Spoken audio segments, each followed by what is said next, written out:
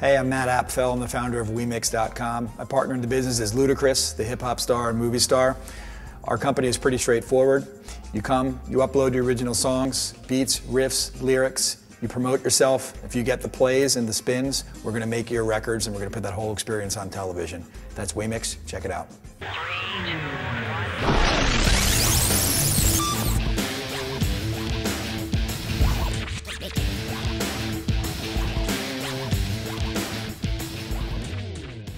Welcome to Next New Yorkers. I'm your host, Courtney Nichols, and today we'll be talking to Matt Apfel, the founder of WeMix.com. Good afternoon, Matt. Hi, Courtney. Thanks for coming in today. It's a pleasure.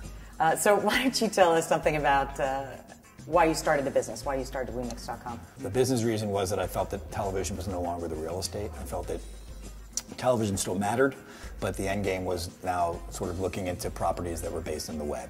But creatively, I was just a music freak, and I would sell reality shows to MTV, I would sell them to Fuse, I would do all these shows on music networks that weren't music shows. And I kind of caught the bug from that and said, you know what, I really love music, I really love digital stuff, that's where I think the business is going, I'm going to leave that company and start my own. And what's the basic business model?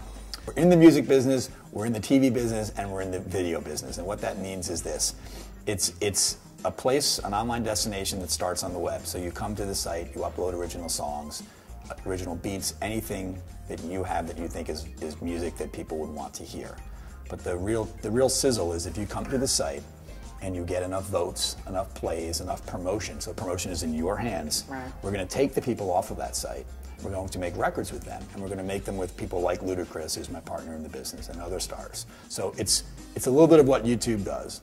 It's a little bit of what MySpace does, but what we're focusing on is the what next. And the what next is how content's created and building a place where people can create together and where there's a proposition that actually takes you from point A to point B in your life and your career.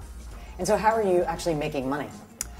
Well, the beauty of this, I think, of our model is that we're not relying on any one single revenue stream. You know, we're not. If there's a writer's strike, that's okay because we're making records. If we have to have DRM-free music, well, that's okay too because there's an ad-sponsored site, and so the whole thing sort of fits together as an ecosystem. There's ad revenues from the site, which is I think going to be the real estate. There's downstream, there's a song catalog, so the more songs we create, the more hits we're able to create. But you know, if we do a television show that sort of takes and follows that experience and brings people from the web and sort of shows how this music is made, there's revenues on that front. But I would say that primarily, the number one sort of model that we're having, or the number one revenue stream is going to be, you know, internet traffic, and that's what we're trying to do is drive as much traffic to our site as we possibly can. Right. So that leads obviously to a question about how you're getting that traffic because you know there's a lot out there, and there's certainly a lot of music sites. Right. So how are you getting people to the site in a way that's not too expensive?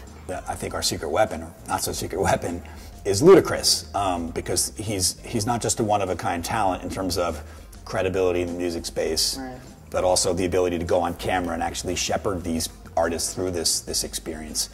But he's also an incredible businessman and an incredible promoter. Right. And then we can take care of the rest, which is viral, which is creating songs, creating video content. And so we're never buying commercials. We're going to promote this company through content.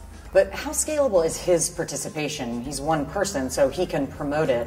But I would imagine even potential investors down the road might be nervous about being tied to one person and what happens if he decides he doesn't want to be involved anymore, or he's got to shoot a movie or whatever it is that he might be doing. It's a great question and it comes up a lot. There's several ways that we're going to scale our talent. And the first way is we're going to use technology. We've already enabled technology on the site so that Luda can in fact be everywhere. An example. We have a really nice phone widget that was created by a fantastic tech company called VoodooVox. And the other way we're doing it is by making deals with other talent. You know, we know that not every record is going to be a hip-hop record. Chris doesn't want that. We want to make records in all genres, and so we have a pretty interesting model and a proposition that brings in other celebrities for what we're calling walk-ons. You know, a one-time deal, you have a participation in this song, you have participation in the economics from that song, but you're not, you know, taking a piece of the company, you're not doing a longer term commitment because artists just don't have that kind of focus. Are you competing with other businesses to get that talent? Are there other music sites that are doing what you guys do? There's nobody I think that's out there right now that's sort of at the same level that we're at. but we know that the record companies are going to do it. We know other people are going to try to do it.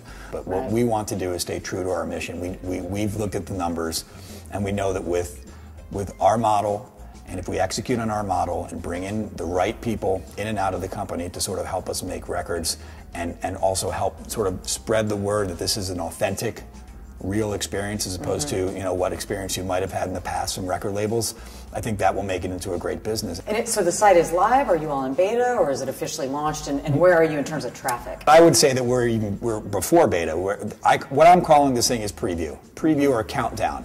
We did a very interesting thing, I think. We turned the site on before it was close to baked.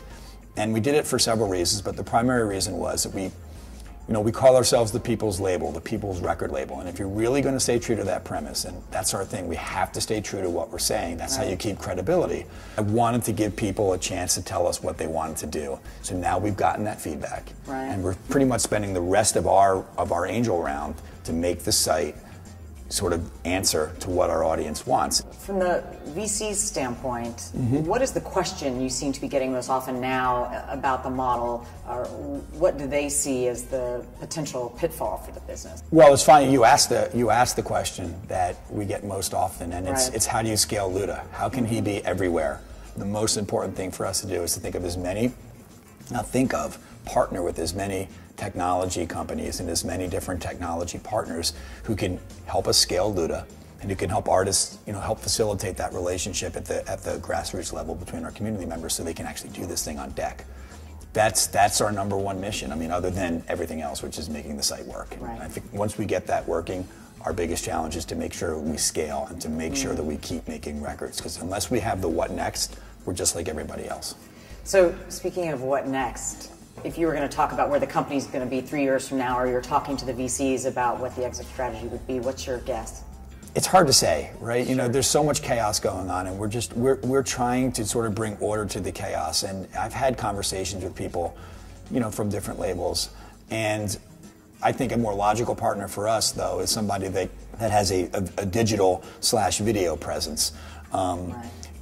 Anyone from Yahoo to MSN to MTV. I mean, the idea is, again, we're not a music-based company.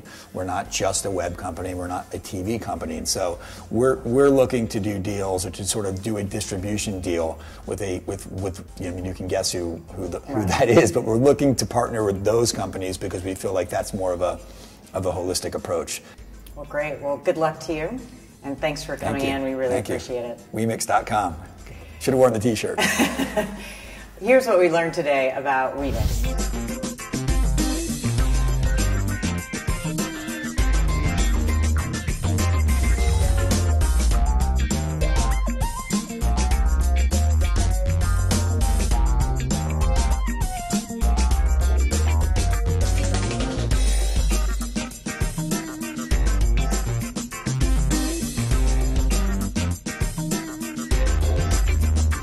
Thanks for joining us at Next New Yorkers. I'm your host, Courtney Nichols. Please check out another episode.